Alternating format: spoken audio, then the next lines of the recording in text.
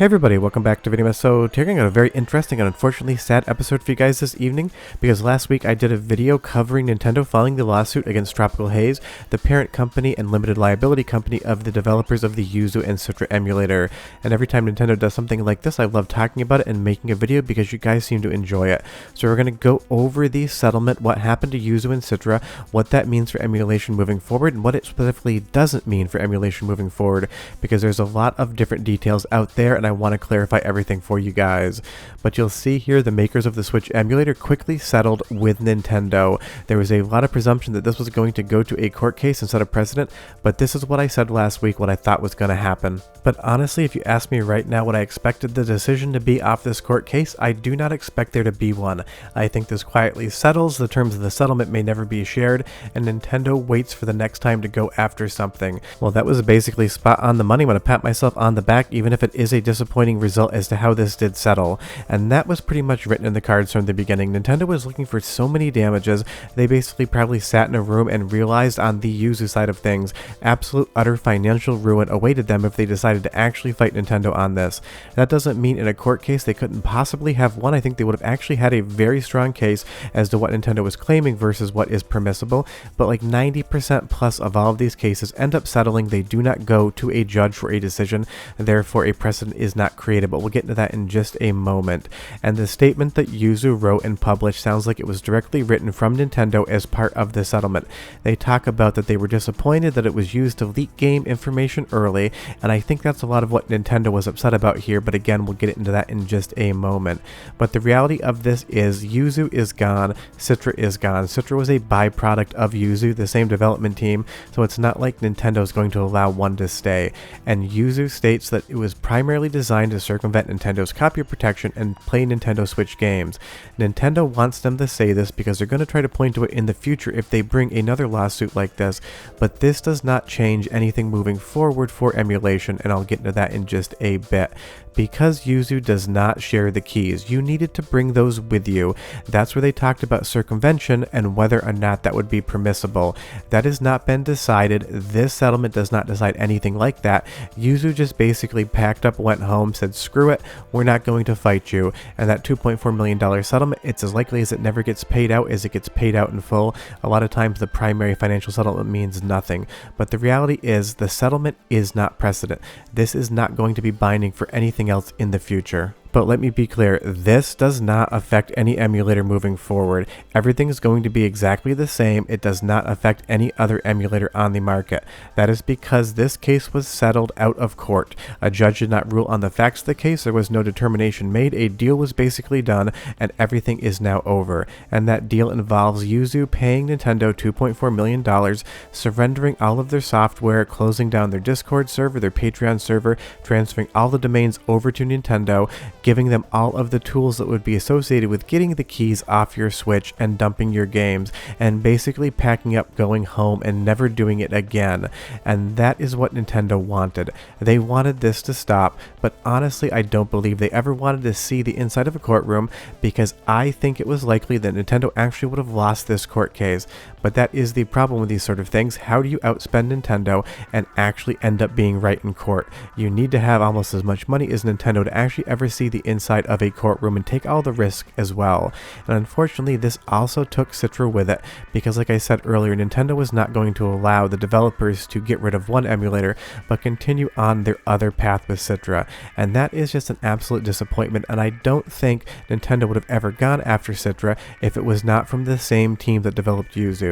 Because you will notice for the most part, Nintendo does not touch old emulation outside of one instance, which I will talk about later on in the video, which made total sense, and the developers of that emulator definitely overstepped their bounds and made a mistake. And that's just disappointing, because when you are doing things like emulation, you do need to follow the letter of the law to make sure you're in adherence to all of it. And you'll even see here on the EmuDeck side of things, Yuzu and Citra have been pulled, Yuzu has been replaced, but Citra has no real alternative as of yet on that side.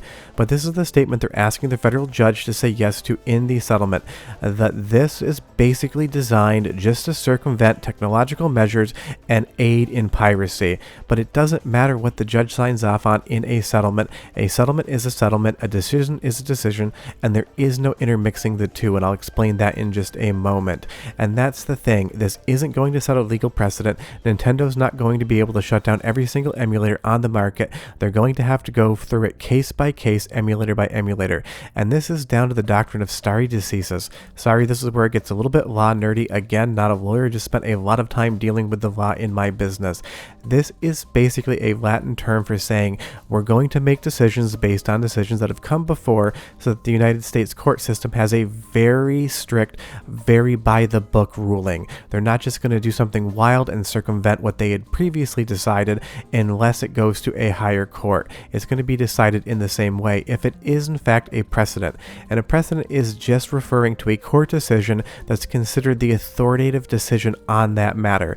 No decision by a judge or court has been made in this Yuzu case against Nintendo because it never actually went to a trial. And you can read article after article talking about the difference between settlement and precedent and just how bad the United States court system is at actually setting precedents, because over 90% of these civil cases are going to be settled before they ever see the inside of a courtroom or a determination by a judge or a jury. The case needs to be docketed, it needs to be heard, the facts need to be argued from the prosecution and the defense, and a judge or jury needs to decide on what the actual outcome is going to be. If you have a settlement, none of that happens, therefore no precedent has been set. So Nintendo can't just take any sort of settlement or statement and then go over to the next emulation team where you need to supply your own keys and say, you have to stop, we have this legal precedent stating that this is not permissible. And I don't think Nintendo ever wanted to see the inside of this courtroom, because I do think if a judge who understood technology heard this, that they would decide in favor of Nintendo. You're bringing your own keys from your own console that you own, you're bringing your own software that you purchased and you're legally entitled to back up. I don't see where Nintendo would actually have an argument within the four walls of a court to try to have this shut down. But of course, because they have all the money and they can lean on you legally, they can shut you down before it ever sees the inside of a court, and that is what they want to have happen. But let's talk about previous Nintendo systems. There is a line in the sand when you talk about cryptographic keys and runtime decryption of software. Something like the Super Nintendo has none of that whatsoever. It's a very simple check. Emulation has been around forever and Nintendo has not gone anywhere near it. They really don't seem to care about anything older than their most recent console, and that is the hard thing about emulating a current generation platform. If you want to emulate Super Nintendo, where is the gigantic harm in that to Nintendo? If you want to emulate the Switch and you own everything legally, you should be permitted to do that, but we're talking about Nintendo's current revenue stream, and honestly that is where emulating current gen systems gets tricky. Now if you take a look at something like The Legend of Zelda or any other Switch game versus the Super Nintendo, you have a completely different way that the game checks against the hardware and ensures that it's running. This is what Nintendo was suing Yuzu based on, and it is what has not yet been decided. I'm kind of disappointed because a decision on this would have been very interesting and I think been on gamers, because we talk about this here. It is cryptographic key based. That is what Nintendo was arguing, that any sort of emulator that needs to use a key is a copyright infringing emulator.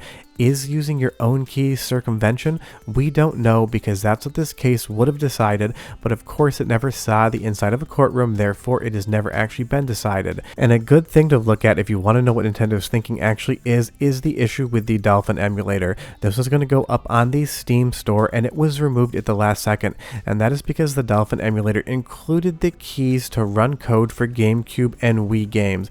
They distributed the keys where Yuzu does not distribute the keys, yet Dolphin still exists online. That is because this does not run current gen Nintendo games that they're currently investing in, currently trying to profit on in the open marketplace. That is where the current gen emulation gets so tricky. If people are not purchasing the games, they're not making the revenue on the Nintendo side, and then Nintendo and their lawyers get very, very itchy and want to argue it. And this almost goes all the way back to the year 2000 with Connect's Virtual Game Station, which we have talked about on the channel before. This was found in Connectic's favor, and it is one of the cases that everyone points to make emulation legal, and this was a decided case. This set the precedent because they actually went into a courtroom, argued the facts of the case, a judge decided in favor of Connectix, and it set that legal precedent that everyone can point to when it comes to emulation. Had this case, Nintendo versus Yuzu, seen that same courtroom with a judge and a judge decided the facts of the case, you would have another legal precedent in the year 2024. But this statement that Nintendo wants Yuzu to make and wants a judge to sign off on is just a statement. It is a stick that Nintendo can wave around next time they want to threaten an emulation maker, but it's not going to have any sort of ramification on emulation going forward.